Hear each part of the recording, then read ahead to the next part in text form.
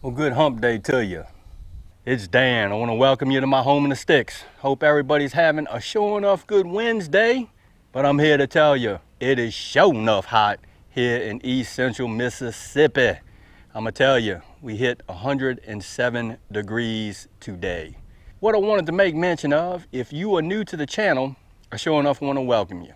And if you're returning just to see what old Dan's got going on over here in the sticks, I thank y'all for coming back. What I wanted to share with you and y'all today is something that's come up a lot on YouTube, and it's just a big gardening topic. But it's how you could possibly prevent blossom end rot, or BER. And I got a few other things that I want to show you that's growing on here in my garden over here at my home in the sticks. So give me a second, and that's what we fitting to do's.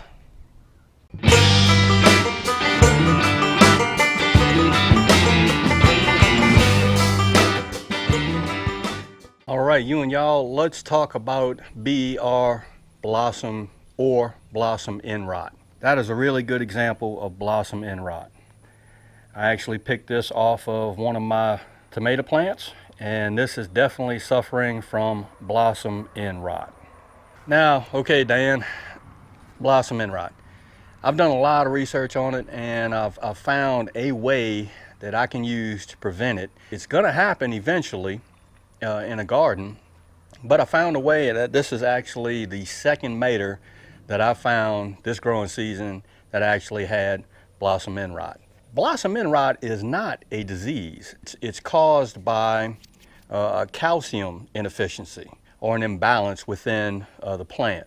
When I say plant, it could be a mater plant, a tomato plant, it could be a squash plant, it could be a pepper plant, and it could even happen with cucumbers.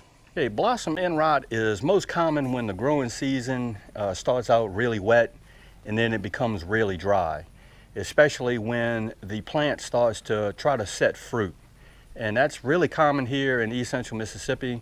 A month ago, I had 6 or 7 days of nothing but rain, and then it became really, really dry. So that's one of the more common reasons that blossom end rot sets in. There's also a few factors that will limit a plant's ability to absorb calcium, and that could be, and there's so many different reasons why, and this is just a few that I've researched and I found that are common here at my home in the sticks, and that's fluctuations in the soil moisture. Real wet soil, real dry soil, too much nitrogen in the soil, or maybe it could be improper pH soil levels in my raised beds or in the soil. Those are just a few factors that could limit a plant's ability to absorb calcium. Now, prevention. What can you possibly do to prevent blossom end rot? Well, one of the big ones is don't overwater. Use the finger method if you have to. Stick your finger down in the soil up to about 1 inch, and if it's dry, hey, you probably need to water it. I do a lot of container gardening, and yes, these containers dry out real quickly, so that's something that I have to monitor and maintain because I love container gardening. And a real big thing that has helped me out a lot, and that is mulching around all my plants. What I'm going to do is I'm going to show you what I want to show you, and I'm going to show you what I use to prevent blossom end rot, and then we'll drive on from there. Okie dokie. The product that I use to prevent blossom end rot here in my raised bed garden and in my containers is this stuff right here. High yield calcium nitrate. It's a 15.500. It helps prevent blossom end rot in tomatoes and other things such as peppers. 1 tablespoon of this stuff per plant is what I use. And this is what I wanted to show y'all. Look at these Mad Hatter peppers. Oh my word. Look how big they're getting. And these 2 plants are just loaded with Mad Hatter peppers. Very, very unique looking pepper. Never seen one before. I'm waiting for one of these guys to get ripe so I could go on and try it, because I just got to taste them.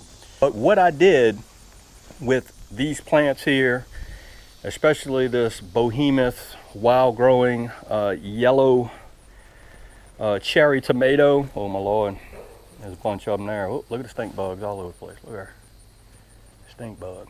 You know, I treated this this tomato plant as well.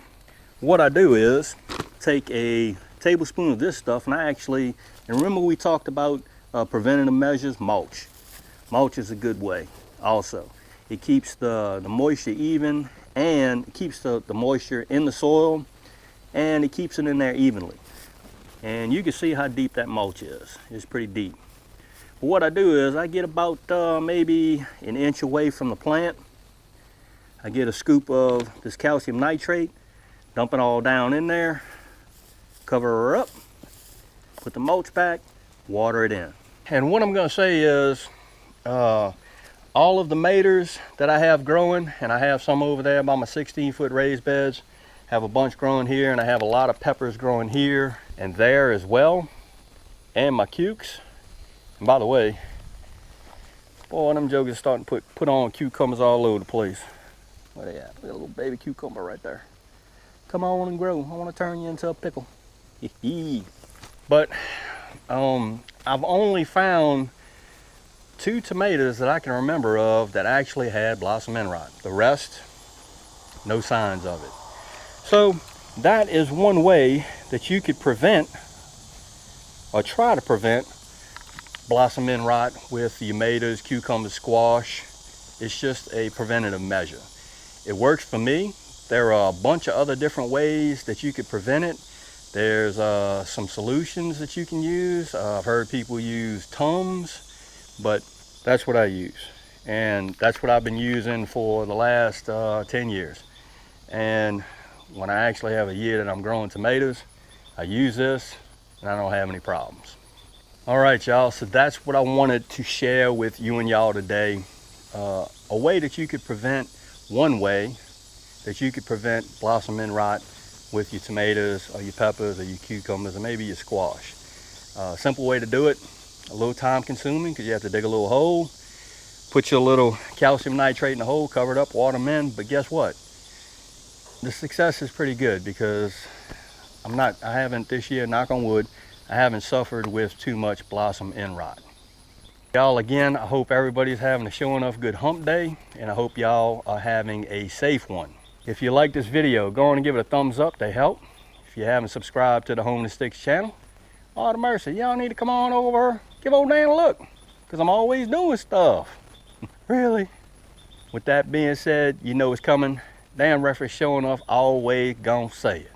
Don't let nobody dull your shine. And I mean nobody. You sure enough get your shine on. Even if you have a case of blossom end rot, don't let it dull your shine. And Dan will see you and y'all in the next video.